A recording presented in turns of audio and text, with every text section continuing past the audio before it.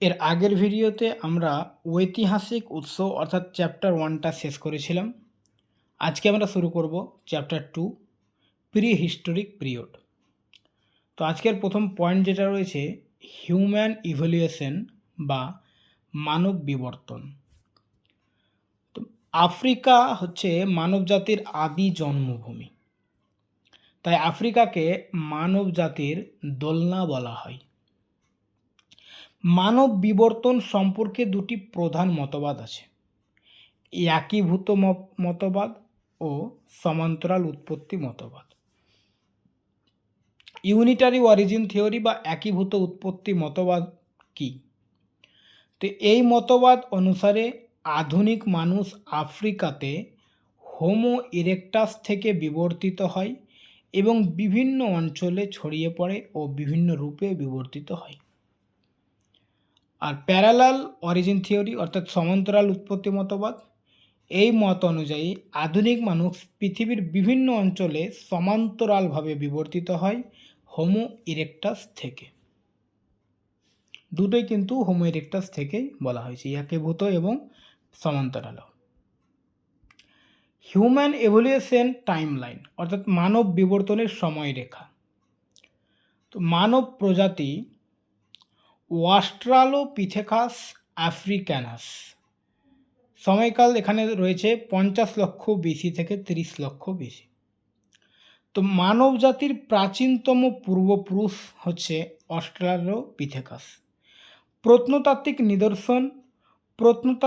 নিদর্শন শুধুমাত্র আফ্রিকাতে পাওয়া গেছে। জীবাশ্ম অস্ট্রালোপিথেকাস শিশু খুলি, তারপর হচ্ছে লুসি মহিলা কঙ্কাল, লুসিকে মাদার অফ ম্যান বলা হয় ইত্যাদি। ভৌগোলিক বিস্তার শুধুমাত্র আফ্রিকাতে সীমাবদ্ধ। বিশেষ বৈশিষ্ট্য হাতে ব্যবহারের জ্ঞান ছিল। তারপর হচ্ছে হোমো ইরেক্টাস।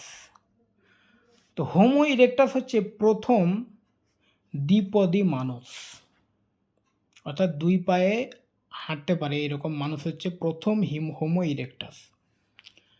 প্রত্নতাত্ত্বিক নিদর্শন হচ্ছে আফ্রিকা, এশিয়া ও ইউরোপে প্রত্নতাত্ত্বিক নিদর্শন পাওয়া গেছে। ভারতে হাতনোড়া, তারপরে নর্মদা মানব মহিলা কঙ্কাল। হাতনোড়া হলো একটি গ্রাম যা মধ্যপ্রদেশের হোশাঙ্গাবাদ জেলার নর্মদা নদীর দক্ষিণ তীরে অবস্থিত। ঠিক আছে, এগুলো হচ্ছে প্রত্নতাত্ত্বিক স্থান হোমো ইরেক্টাসের। ভৌগোলিক বিস্তার, এটা আফ্রিকাতে পাওয়া গেছে, এশিয়া, ইউরোপ প্রভৃতি অঞ্চলে। বিশেষ বৈশিষ্ট্য হচ্ছে আগুন আবিষ্কার করেছিল। তো প্রথম আগুনকে আবিষ্কার করেছিল হোমো ইরেক্টাস। তার হচ্ছে হোমো স্যাপিয়েন্স, জার্মানির ন্যান্ডার উপত্যকার ভিত্তিতে নামকরণ করা হয়েছে। প্রত্নতাত্ত্বিক নিদর্শন হচ্ছে আফ্রিকা, এশিয়া, ইউরোপ প্রত্নতাত্ত্বিক নিদর্শন পাওয়া গেছে। ভৌগোলিক বিস্তার আফ্রিকা, এশিয়া, ইউরোপ। আর বিশেষ বৈশিষ্ট্য হচ্ছে প্রথম মানুষ যারা মৃতদেহ কবর দেওয়া শুরু করেছিল, হোমো স্যাপিয়েন। তারপর হচ্ছে হোমো স্যাপিয়েন ম্যাগনন, আধুনিক মানুষের সর্বশেষ রূপ। বৈজ্ঞানিক নাম হচ্ছে হোমো স্যাপিয়েন, অর্থাৎ বর্তমান যে মানুষটা রয়েছে তার বৈজ্ঞানিক নাম। প্রত্নতাত্ত্বিক নিদর্শন প্রায় পৃথিবীর সর্বত্র প্রত্নতাত্ত্বিক নিদর্শন পাওয়া গেছে। ভৌগোলিক বিস্তার প্রায় পৃথিবীর সর্বত্র বিস্তৃত। বিশেষ বৈশিষ্ট্য হচ্ছে তিনটি মূল মানব জাতির অর্থাৎ ককেশিয়ান, মঙ্গলয়েড ও নিগ্রয়েড বিকাশের প্রাথমিক চিহ্ন। আচ্ছা, এরপরে আমরা যেটা দেখব সেটা হচ্ছে লিথিক যুগ বা প্রস্তর যুগ। তো মানব জাতির প্রারম্ভিক যুগে কিছু প্রত্নতাত্ত্বিক প্রমাণ এমন কিছু অস্ত্র ও উপকরণ আবিষ্কার করে যেগুলি পাথরের তৈরি ছিল এবং অনেক পরিমাণে ব্যবহৃত হতো। তাই এই সময়কালকে লিথিক যুগ বা প্রস্তর যুগ বলা হয়। আর লিথিক যুগ বা প্রস্তর যুগকে 3 ভাগে ভাগ করা হয়। একটা হচ্ছে প্যালিওলিথিক যুগ বা পুরাতন প্রস্তর যুগ, মেসোলিথিক যুগ বা মধ্যপ্রস্তর যুগ, আর নিওলিথিক যুগ বা নতুন প্রস্তর যুগ। এখানে একটা ছক রয়েছে, দেখো, যুগ, জীবনধারা, ব্যবহৃত হাতিয়ার, অস্ত্র, হাতিয়ার। প্যালিওলিথিক যুগ যেটা হচ্ছে পুরাতন প্রস্তর যুগ, সেখানে জীবনধারা ছিল মানুষের শিকার করা ও খাদ্য সংগ্রহ করা। উপকরণগুলো ছিল কুঠার, হাতের কুঠার, চেলিয়ান, পালকযুক্ত কুঠার, বেসিক পাথরের টুলস, মানে পাথরের ছোট ছোট টুলস, ছোট না বড় টুলস আর কি প্যালিওলিথিক, ঠিক আছে, ছোটটা নিওলিথিকে হবে। মেসোলিথিক্স, এদের জীবনধারা ছিল শিকারী ও পশুপালক। মাইক্রোলিথ হাতিয়ার, অর্থাৎ আস্তে আস্তে পাথরের অস্ত্রগুলো ছোট হচ্ছে। নিওলিথিক খাদ্য উৎপাদক, নিওলিথিক যুগে মানুষ খাদ্য উৎপাদন করতে শিখে গেছে এবং তখনকার হাতিয়ারগুলো ছিল পালিশ করা পাথরের হাতিয়ার। পাথরের হাতিয়ার ছিল, যেহেতু এটা লিথিক যুগ বা প্রস্তর যুগ চলছে, কিন্তু এই সময় মোটা মোটা পাথর ছিল, ভোঁতা পাথর। তারপর মাইক্রোলিথ এলো, অর্থাৎ একটু ছোট হলো, একটু ধারালো হতে শুরু হলো। তারপর নিওলিথিকে একদম সুন্দর পালিশ করা পাথরের হাতিয়ার তৈরি হলো। এবারে একটা করে যুগ আমরা এখানে জানব। তো প্যালিওলিথিক যুগ বা পুরাতন প্রস্তর যুগ। প্যালিওলিথিক শব্দটি দুটি গ্রিক শব্দ থেকে এসেছে।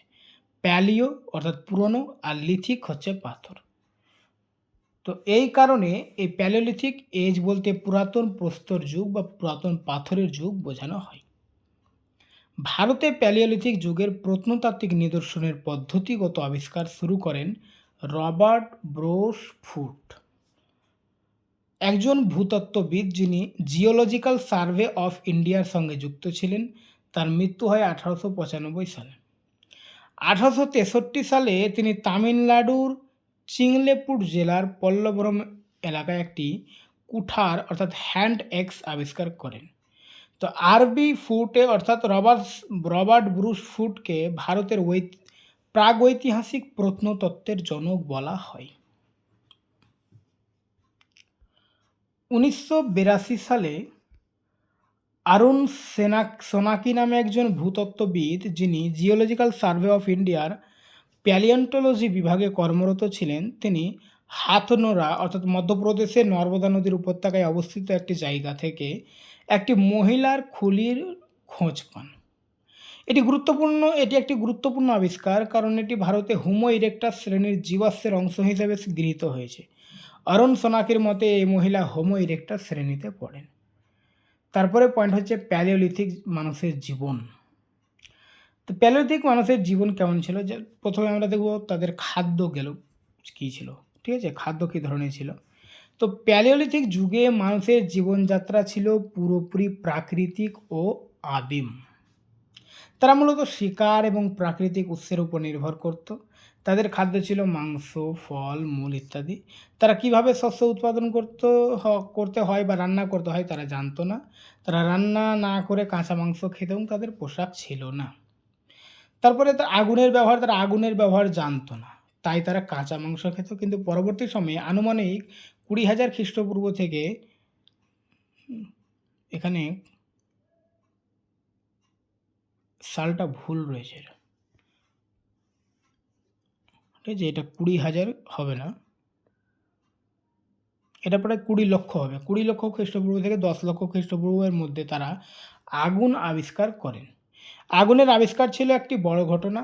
তারা পাথরের টুকরো ঘষে আগুন তৈরি করত। আগুন শুধু উষ্ণতা দেওয়ার জন্য নয়, পশু তাড়ানো এবং রান্নার জন্য ব্যবহৃত হতো। পোশাক ছিল প্রাথমিকভাবে তারা নগ্ন থাকতো, শীতকালে পশুর চামড়া ও পাতা দিয়ে গায়ে জড়াতো।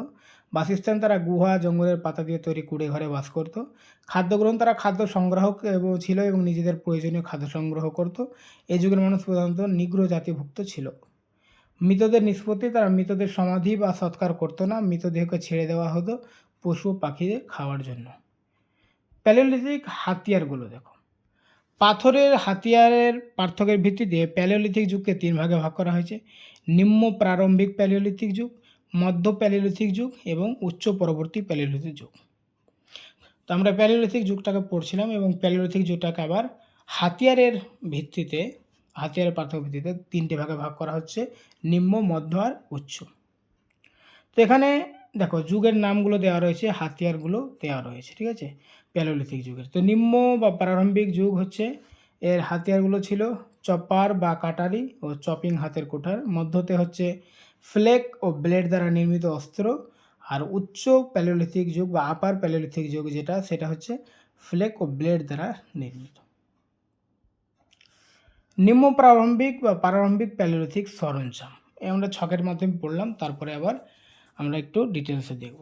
নিম্ন প্যালিওলিথিক মানুষরা কোয়ার্টজাইট এক ধরনের পাথর এবং অন্যান্য পাথর ব্যবহার করে সরঞ্জাম, অস্ত্র, উপকরণ তৈরি করত। সরঞ্জামের ধরন ও বিস্তার অঞ্চল অনুযায়ী নিম্ন প্যালিওলিথিক যুগের সংস্কৃতিকে দুই ভাগে ভাগ করা হয়েছে: চপার চপিং বা পেবল সংস্কৃতি, সোহন সংস্কৃতি যেটা, ও হ্যান্ড অ্যাক্স সংস্কৃতি, মাদ্রাস সংস্কৃতি। তো চপার চপিং বা পেবল সংস্কৃতি, এই সংস্কৃতির সরঞ্জাম প্রথম পাওয়া যায় সোহন নদী উপত্যকায় বা সোয়ান নদী উপত্যকায়, পাকিস্তানে। এজন্য এই সংস্কৃতিকে সোহন সংস্কৃত বলা হয়। আচ্ছা, এটা পাকিস্তানে এই কারণে সোহন, ঠিক আছে। আর একটা সোয়ান যেটা উপত্যকা, সেটা কিন্তু ভারতেই হবে। এটা পেবল, এটি একটি শিলা যার প্রান্তগুলি জলের প্রবাহ বা অন্যান্য প্রাকৃতিক উপায়ে মসৃণ হয়ে পড়েছিল। চপার একক প্রান্ত বিশিষ্ট পেবল তৈরি করা হতো, এক ধারযুক্ত। চপিং দ্বিমুখী ধারযুক্ত পেবল, দ্বিতীয় ধার তৈরি করা হতো। হ্যান্ডেক্স সংস্কৃতি, এই সংস্কৃতির অস্ত্র প্রথম মাদ্রাজ অঞ্চলের বাদামি রায় ও আত্মিরাম পাক্কাম এলাকায় পাওয়া যায়, তাই একে মাদ্রাজ সংস্কৃতিও বলা হয়। হাতের কুঠা ছিল সাধারণত ডিম্বাকৃতি, ফ্লেক ও ফ্লেক কোর পদ্ধতিতে তৈরি। এটি ছিল মানুষের হাতের অংশের মতো, যা কেটে, চিরে বা খোসা ছাড়ানোর জন্য ব্যবহৃত হতো। ক্লিভার ছিল দ্বিধার বিশিষ্ট অস্ত্র, যা চামড়া, মাংস এবং পশুর চামড়া চিরে ফেলতে ব্যবহৃত হতো। স্ক্র্যাপার, এটি ছিল ঘষে গাছের বাকল চামড়া খোলার সরঞ্জাম। নিম্ন প্রারম্ভিক প্যালিওলিথিক সাইট, তো নিম্ন প্রারম্ভিক বা প্যালিওলিথিক সাইটগুলো রাজ্যভিত্তিক এখানে বর্ণনা করা হয়েছে। যেমন পাঞ্জাব, পাকিস্তান, সোহন নদী উপত্যকা, পিন্ড, বেগ, আদিয়াল, খসরা কালান, মোরগা প্রভৃতি পেথোয়ার। কাশ্মীরে হচ্ছে লিদ্দার নদীর উপত্যকা, পহেলগাম। হিমাচল প্রদেশ ব্যাস ব্যাঙ্গাঙ্গা নদী উপত্যকা, সিরসা নদী উপত্যকা। রাজস্থানে চম্বল নদী, বানাস নদী, বেরাচ নদী। গুজরাটে সাবরমতী ও হিরান নদী। মধ্যপ্রদেশ নর্মদা নদী, সোন নদী। উত্তরপ্রদেশ বেলান নদী উপত্যকা। বিহার মুঙ্গের বিভিন্ন স্থান। ঝাড়খণ্ড সিংভূম, সাঁতাল পরগনা, হাজারিবাগ, রাঁচি। পশ্চিমবঙ্গে বাঁকুড়া, পুরুলিয়া, বীরভূম, বর্ধমান। আর ওড়িশাতে ময়ূরভঞ্জ জেলা, যেমন কালিয়ানা। তো ইত্যাদি স্থানে নিম্ন প্রারম্ভিক বা প্রারম্ভিক প্যালিওলিথিক যুগের নিদর্শনগুলো পাওয়া গেছে, ঠিক আছে। তারপরে দেখো মধ্য প্যালিওলিথিক সরঞ্জাম। এই যুগের প্রধান সরঞ্জাম ছিল ফ্লেক সংস্কৃতি। সরঞ্জাম তৈরি হতো ফ্লেক থেকে। এই যুগের অস্ত্রের গুণমান উন্নত ছিল এবং এতে চাট, জাসপার, ফ্লিন্ট ইত্যাদি পাথর ব্যবহার করা হতো। তো মধ্য প্যালিওলিথিক সাইটগুলো হচ্ছে যেমন জোয়াজান আফগানিস্তানে, সাংহাউ গুহা।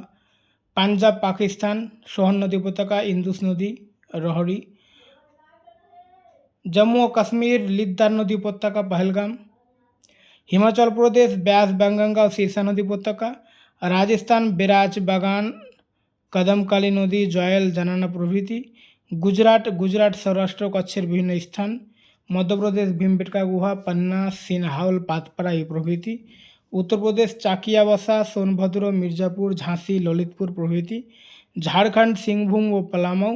পশ্চিমবঙ্গ পুরুলিয়া, ওড়িশা, বুহার, ভালাং উপত্যকা। মহারাষ্ট্র খানদেশ, নেভাসা, বেলপান্ধারি, সুরেগাঁও, কেলেগাঁও, নানুম ধামেশ্বর। অন্ধ্রপ্রদেশ কুর্নুল, নাগার্জুনকোন্ডা, লালকোন্ডা, চিত্তুর, কাডাপ্পা, নেল্লোর, প্রকাশম জেলার বিভিন্ন স্থানে। কর্ণাটকে সোরাপুর উপত্যকা, ভীমা নদী ও হাঙ্গি খালের অঞ্চল, বেলগাঁও, বিজাপুর, গুলবর্গা এই জেলা। তামিলনাড়ুতে হচ্ছে আত্তিরাপাক্কম আর গুডিয়াম। তারপর হচ্ছে আপার প্যালিওলিথিক ইমপ্লিমেন্ট। তো এই যুগের পাথরের সরঞ্জামগুলি ছিল মূলত ফ্লেক এবং ব্লেড। এই যুগে ব্যবহৃত সরঞ্জামগুলো ফ্লেক ব্লেড জাতীয়, যার মধ্যে ব্লেড জাতীয় সরঞ্জামের আধিক্য ছিল। এই যুগকে ফ্লেক ব্লেড সংস্কৃতি বলেও ডাকা হয়। এই যুগে চেট, জ্যাসপার, ফ্লিন্ট প্রভৃতি পাথর ব্যবহার করে সরঞ্জাম তৈরি হতো। এছাড়াও হাড়ের তৈরি সরঞ্জামও পাওয়া যায়, তবে অধিকাংশ সরঞ্জাম ছিল পাথরের। তবে এই যুগে কঙ্কালের হাড় থেকেও কিছু হ্যান্ড এক্স, স্ক্র্যাপার ইত্যাদি তৈরি হয়েছে। অন্ধ্রপ্রদেশের চিন্তামনু গাভী গুহা থেকে সবচেয়ে বেশি সংখ্যক হাড় ও পাথরের তৈরি সরঞ্জাম পাওয়া গেছে। তো আপার বা ল্যাটার প্যালিওলিথিক সাইটগুলো হচ্ছে জাওয়াজিল আফগানিস্তান, সাংহাউ গুহা। পাঞ্জাব পাকিস্তান, সিন্ধু নদীর উপত্যকা, রোহারি। রাজস্থান আজমের জেলা স্থপতি স্থান, বুদ্ধা পুষ্কর। গুজরাট ভিসাদি, মধ্যপ্রদেশ জগদা ভীমবেটকা গুহাচিত্রের জন্য পরিচিত, বারার কিছু পাথরের সরঞ্জাম বাবুরি রামপুর বাঘর ওয়ান, উত্তরপ্রদেশ হচ্ছে বেলান নদী উপত্যকা, লোহান্ডা থেকে হাড়ের তৈরি মূর্তি এবং এলাহাবাদ জেলার মেজা তেহসিলের অবশেষ। এটি ভারতের একমাত্র মূর্তি। সোন নদীর উপত্যকা সোনভদ্রা জেলার থেকেও অনুরূপ যুগের স্থান। ঝাড়খণ্ডের সিংভূম জেলা, মহারাষ্ট্র হচ্ছে জালগাঁও জেলার অবস্থিত। পতনে শুকরের ডিমের খোলস থেকে তৈরি মণিকাঠির সন্ধান ভদনে ও ইমামগাঁও।